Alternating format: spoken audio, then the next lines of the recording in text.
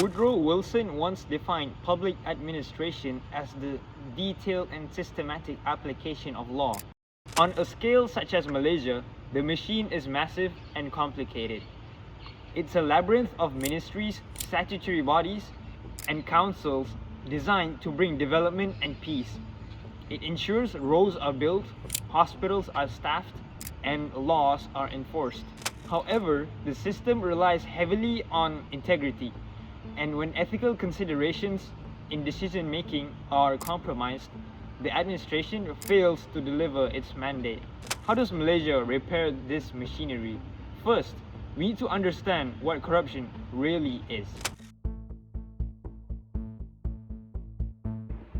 What is corruption exactly? The Malaysian Anti-Corruption Commission defines corruption as the soliciting, offering, or using an office position for the purpose of gratification.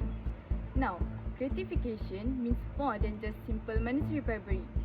It is a broad spectrum of activities including financial misappropriation, nepotism, and the abuse of power for political leverage.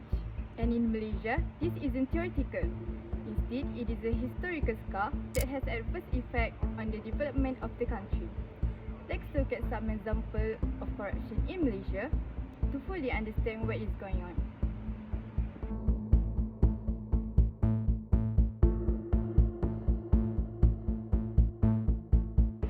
A video on corruption would be complete without doing a walkthrough on the 1MDB scandal. It is a sovereign wealth fund designed to help the Malaysian people, but it was instead turned into a personal piggy bank. Essentially, Prime Minister Najib Razak establishes 1MDB with the goal of promoting economic development.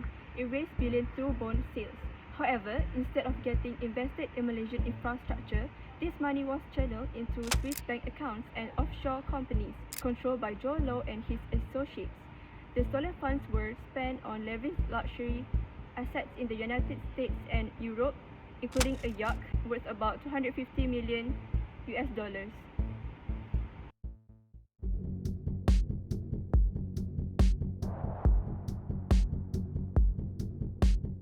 Moving on from that global scandal, this recent case of Alberte and Shamsul Iskandar is the local reality.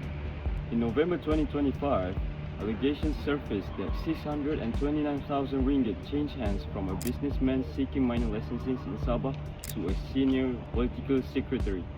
The exchange wasn't for public infrastructure, but for vanity luxuries such as home renovations, cigars, and tailored suits. Unlike the billions of ringgit embezzled in the 1MDB scandal, this case deals in the hundreds of thousands, which means it is more realistic scale of transactional corruption that happens on a frequent basis in Malaysia.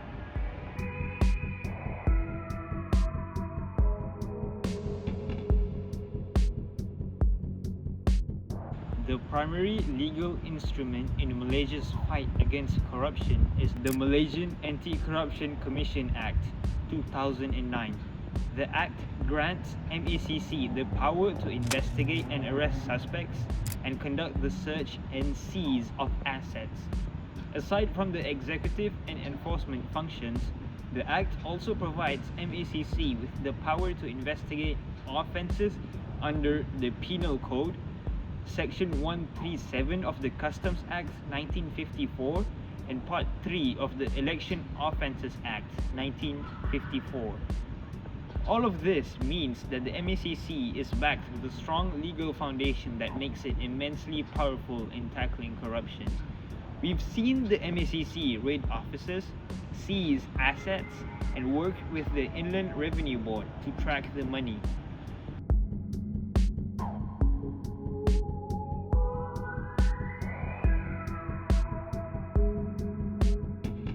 Legal frameworks are useless if the country doesn't stand by a solid strategy, which is why the National Anti-Corruption Strategy was formulated. It set 5 strategies as a guidance on the country's fight against corruption.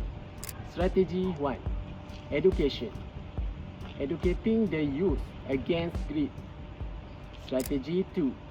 Public accountability. Fixing the leaks in government procurement, where the money usually disappears. Strategy 3, the people's voice. Strategy 4, enforcement, empowering the MACC to hunt down offenders. Strategy 5, incentive, rewarding the clean players.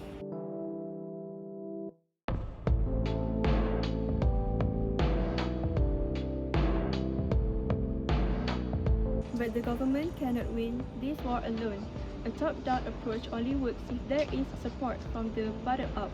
If public sector's reforms are the skeleton, then civil society participation would be the muscle. Without us demanding transparency, the laws remain just paper. This is where society steps in to pressure the government into doing the right thing. We see movements like Rasuah Busters using moral touchstones such as Mak Kata Jangan to shame the corrupt. Watchdogs like Cipher, Center and the IDS analyze the data to keep the government pressure in being transparent and honest.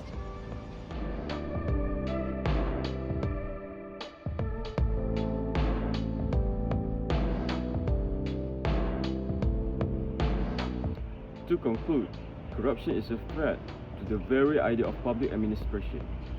It breaks the promise between the state and its citizens.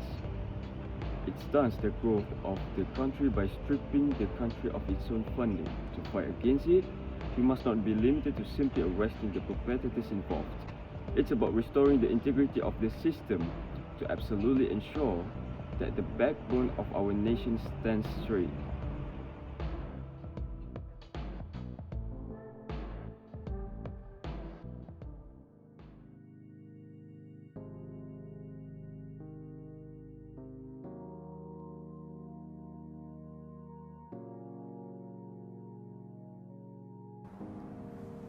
Pandora Papers. SPRM tidak berfungsi, tapi diberi perlindungan. Maknanya sistem politik mempunyai talian dan hubung kait dengan segala kebobrokan rasuah yang berlaku. Jadi inilah sebabnya mengapa saya katakan rasuah itu sudah sistemik, sudah menjalar ke semua rangkaian. Kalau tidak kita selamatkan, yang akan menjadi mangsa rakyat.